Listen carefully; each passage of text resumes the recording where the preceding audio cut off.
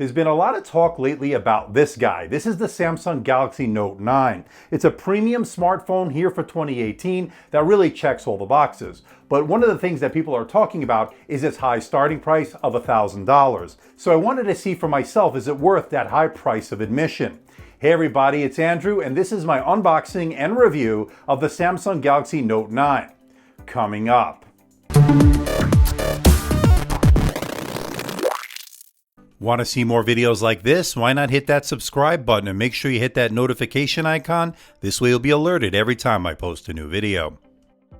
And if you haven't already done so, follow me on Twitter. That's where I post all the latest updates. Now you can pick up the Samsung Galaxy Note 9 for a whopping $999. It comes with the Qualcomm Snapdragon 845 processor. If you're outside the US, you're going to get it with the Exynos 9810 processor with 6 or 8 gigabytes of RAM. And it also has storage options starting at 128 gigabytes up to 512 gigabytes of onboard storage, expandable via the microSD card slot, which supports 512 gigabyte microSD cards. And it also now has a bumped up 4000 milliamp hour battery. We'll talk more about battery life and charging times in just a little bit.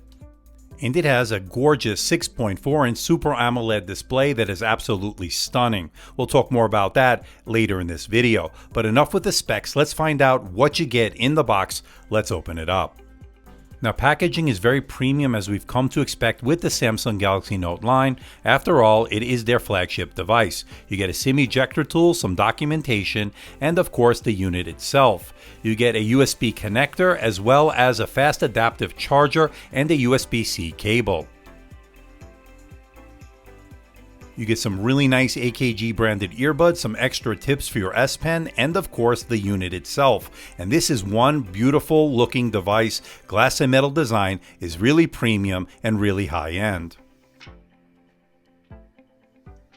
On the top is your tray that houses your Nano-SIM and microSD card, and on the bottom is a silo which houses your S Pen, your USB-C port, and a 3.5mm headphone jack. Nice to see that. Now the buttons are metal and have a very premium feel to the touch.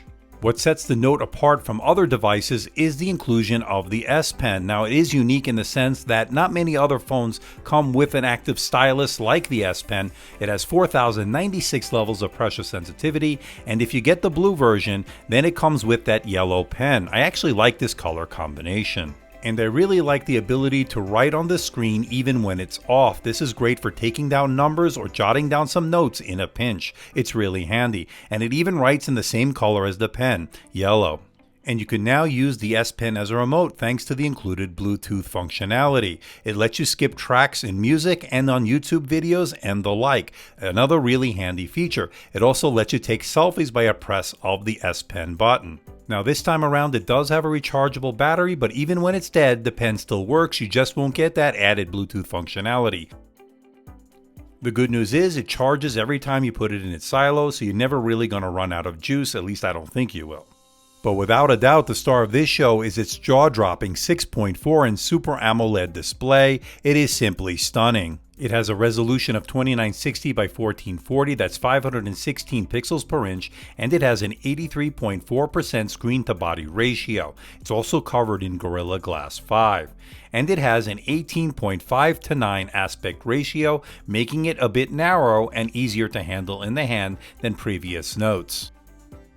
And it's an HDR10 compliant device, giving you that eye candy with that HDR content. It's simply outstanding.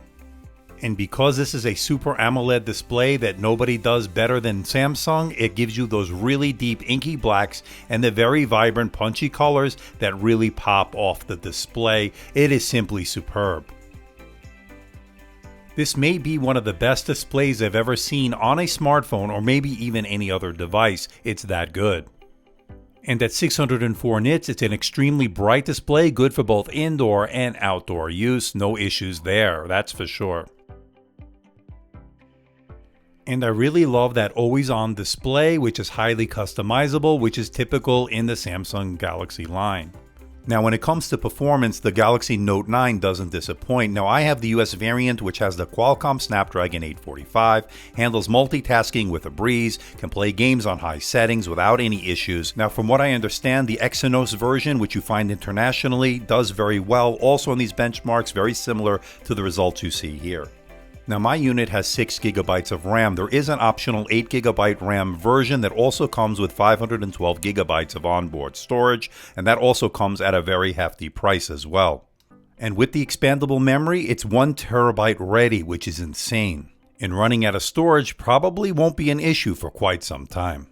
And it now has a water carbon cooling system, which is supposed to keep the device cool, especially during gaming. I didn't really notice that much of a difference, to be honest. The Galaxy Note 9 now sports a 4000 mAh battery, and based on my AMDtech endurance test, it did well, especially against some of its competition, giving you pretty much all-day battery life. Now, as far as the quick charge adapter in the box, unfortunately it's a quick charge 2.0 adapter, but it did perform okay, giving you a full charge at around an hour and 49 minutes, making it pretty fast to charge overall. And of course, it has fast wireless charging, which worked as advertised.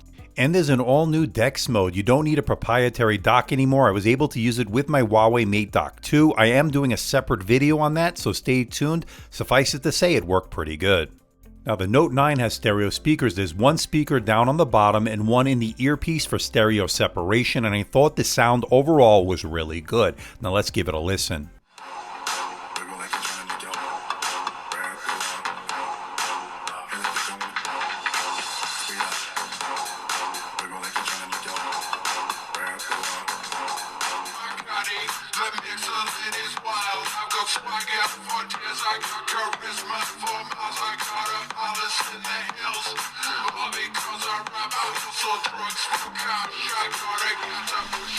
Now it runs Android 8.1 Oreo and the Samsung Experience 9.5. Long gone are the days of the TouchWiz, which had bloated software and a very heavy skin.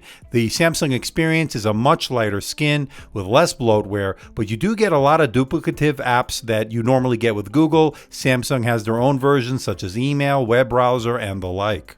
But for the most part, this is a big improvement of the implementations in the past that are done by Samsung.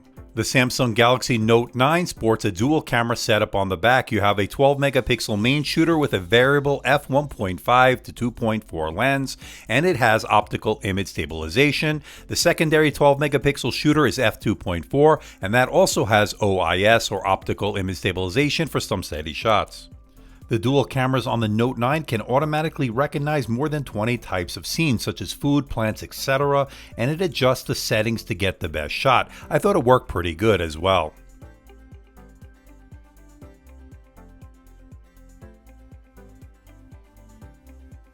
And I thought it did well in low lit situations, a sign of a very good camera setup. Now here are a few examples. Let me know in the comment section below what you think of the quality of the photos on the dual camera setup on this Note 9. Now I thought the quality of the photos was good, although some of them were a little bit blown out as you see here, but for the most part these photos are really high end. This is pretty good cameras overall.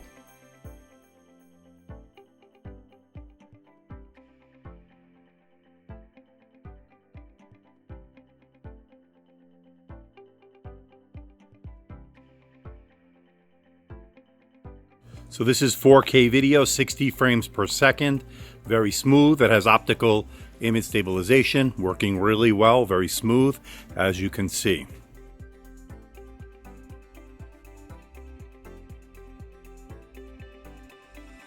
And it can shoot super slow motion video at 720p, and I was not really impressed. I thought the overall image quality was grainy. I think the Sony Xperia XZ2 Premium did a much better job when it comes to super slow motion video. I'm going to be posting my full review of that in the next day or two, so check it out when you get a chance. So let me know in the comment section below what you think of this front-facing camera on the Samsung Galaxy Note 9. I think it's really good. It's got a lot of options on it. But again, I want to know what you think. Let me know in that comment section below.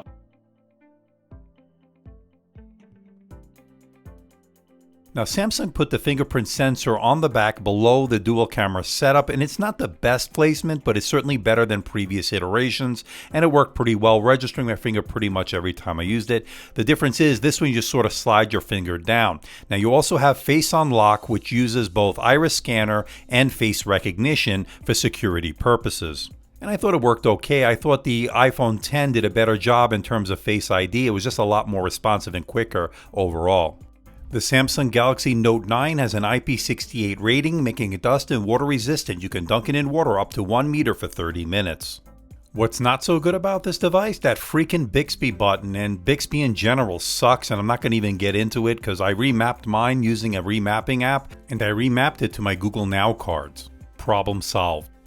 So to bring it all home, can I recommend the Samsung Galaxy Note 9? And the answer is absolutely. This is one of the best smartphones here for 2018, without a doubt. I love its gorgeous 6.4-inch Super AMOLED display that is simply superb. I love the improved functionality of that S Pen. Great performance out of that Snapdragon 845, and I love the stereo speakers on this device. Biggest negative here is obviously the price tag. It's a lot of money to shell out $1,000 for a premium smartphone, especially when there are devices out there at half the price that give you near quality performance of this Note 9. But without a doubt, if you have the money, this is the best phone you can get for that money. If you're going to spend $1,000, spend it on this. This is the Galaxy Note 9. I'm going to give it a score of 91%, making it worth your money. So what do you think about this Samsung Galaxy Note 9? It is expensive. It starts at $1,000.